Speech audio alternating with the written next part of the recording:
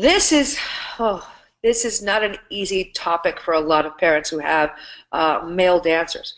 But quite frankly, it's not going to be, to a degree, I can see how a lot of parents who even have daughters who feel bullied, whether it's by via social networking or whether they feel like people are giving them weird glances. There's a variety of different ways of approaching the concept of bullying. And the hardest thing for boys, because on a social level, right, when you're talking about most guys, first off, most parents don't come from dance backgrounds. Now suddenly you have a dancer. Well, it's one thing when it's a girl. It seems like, well, this seems like an appropriate thing. But when a boy decides to want to dance, suddenly everybody's like, well, what does that mean? My boy wants to dance. Especially when it comes to fathers and sons. Not to say all fathers, because that's not uh, correct either. I see a lot of dads who are extremely supportive of their sons, but even sometimes it takes a minute to readjust the thought process. Because when a dad is thinking, I have a son, I can't wait to start throwing a football with him or a baseball with them. But meanwhile, they just want to put on a pair of ballet shoes, some tap shoes. They want to go to a hip hop class, and suddenly the dad feels completely removed out of the equation. So when you don't have those father figures, not that they don't love their children, they do. They just don't know how they fit in with their kid, especially when they're passionate about something that they now really have no idea. It's one thing when it's the daughters, right? Because the dads feel like, great, moms can take over. Moms probably have a better idea about this whole dance thing than I do. And they kind of back off. But quite frankly, it doesn't matter whether it's a boy or a girl, both parents have to be involved. And when we're talking about our young men, it is extremely essential for there to be some strength for the family, for the kids, because there's going to be so many more kids in those schools that have absolutely no idea. Talk about if a parent doesn't know what it means, imagine now other kids. And it's so easy. Kids are kids. Kids find whatever they can to make fun of. Uh, it's different. I don't understand. It freaks me out. What does it mean? And and it takes one to then egg on a bunch of other kids that have, again, no idea about what dance is, and suddenly you have a group of kids ganging up on one. And sometimes I even see, girls bully boys, if you believe it. I've seen that too. It's not easy to stand strong about something that you're so passionate about when you feel like the world is against you. The best thing that we can do as parents is not just hold them, hug them, and most importantly, you can't always fight all their battles, parents. I know you want to.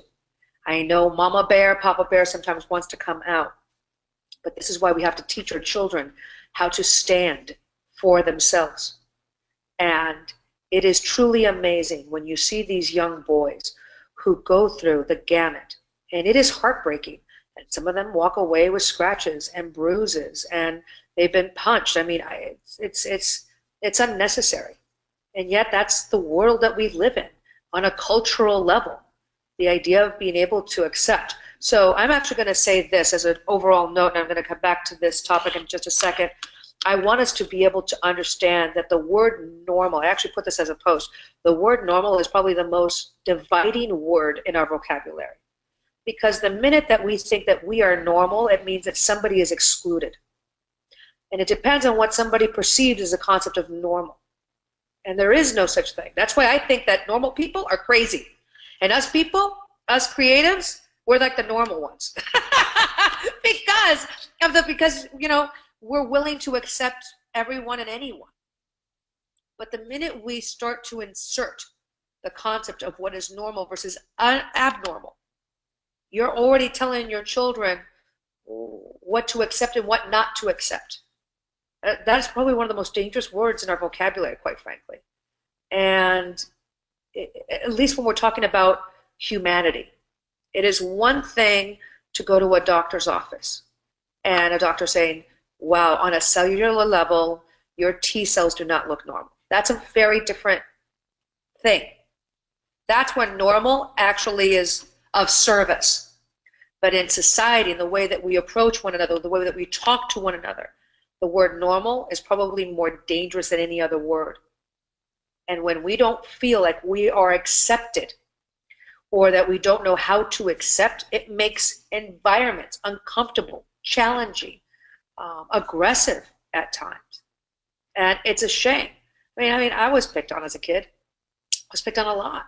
And, because I spoke a different language, because my mom used to like dropping off my lunch and I had rice and beans and plantains and everybody else had peanut butter and jelly sandwiches. I mean, they'll figure out whatever they need to pick on anyone. But, I was called a spick and a beater and a wetback because Spanish is my first language, English is my second. I mean, every time I came into PE, I was a walking target. Dodgeball was my hell. I don't know if anybody else can relate to that concept, but dodgeball was like one of my personal hells. And I went to a Catholic private school. My mom paid for me to go to this school, and I was still picked on. It's irrelevant what packages we send our children into. It's the people. It's the way that people think. This is why the understanding, being able to create perspectives of approach of how we listen, how we engage, how we react, how we respond, having conversations with our children to understand the concept of bullying and what does it do to another person. But so often we hear about the bullying, but then we're not doing anything about it. The best thing that we can do as parents is not just bring awareness, but make this part of our conversation. Because the more we can teach our children to be accepting, to be open-minded, it takes away a lot of the hate and a lot of the anger and a lot of the aggressiveness. And suddenly, you're just appreciating what people have in regards to their talent. Talent being a great football star, or a great dancer, or a great writer, or a great mathematician, great scientist. We all possess talents. Every single person on this planet possesses an actual talent. But these kids that have no idea, and this is what makes your children very special, parents, very, very special to most kids out there, because they actually found something that they fell in love with. And this is where it gets hard for moms and dads of little boys, because it's hard to protect what you don't know how to protect. But I promise you this, that phase only lasts for so long. And that phase is only as present as we make it. So if we make the problem an actual problem, the problem doesn't go away. When we actually talk about the problem, understand where the problem is coming from, so that your children can even understand how people are, why they are, versus he's mean, she's cruel, and just pointing a finger, because that's just a blame game. So suddenly now we perpetuate more of the same, even from the victim. The more we can bring these conversations forward and talk about them. They don't have to be so like crazy intense where it's tears. Just have a conversation. Even sometimes watching a TV show that addresses it may be a great opportunity to then use the characters as a way of being able to discuss about it. This is what makes Disney and Nickelodeon so good at what they do. But we as parents should be able to take that lesson from that show and take it one step further and put it into life, and not believe that it's only going to work itself out on TV. How do we make that applicable to their everyday life?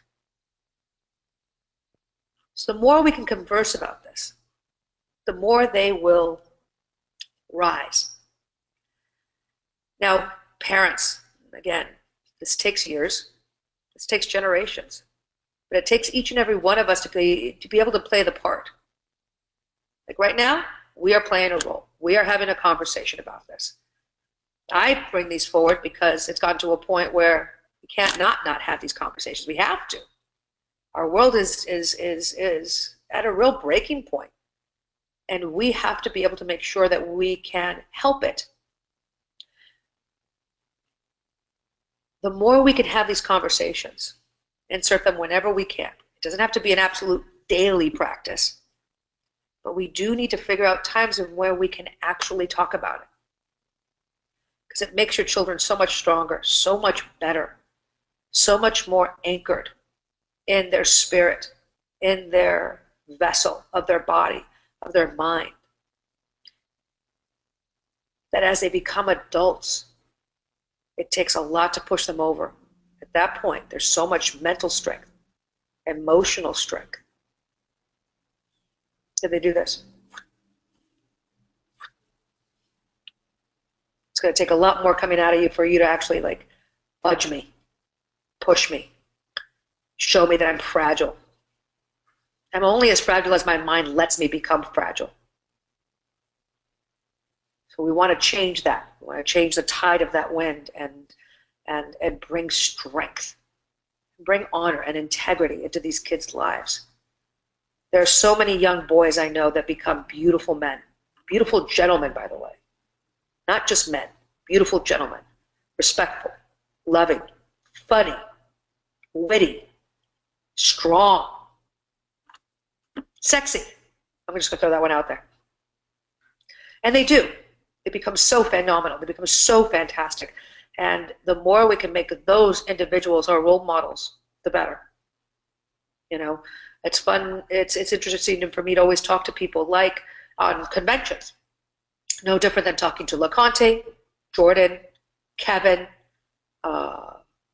Kent Boyd, Adrian Lee. They all went through it. But when you see them on stage, you don't see their weakness. You see their strength.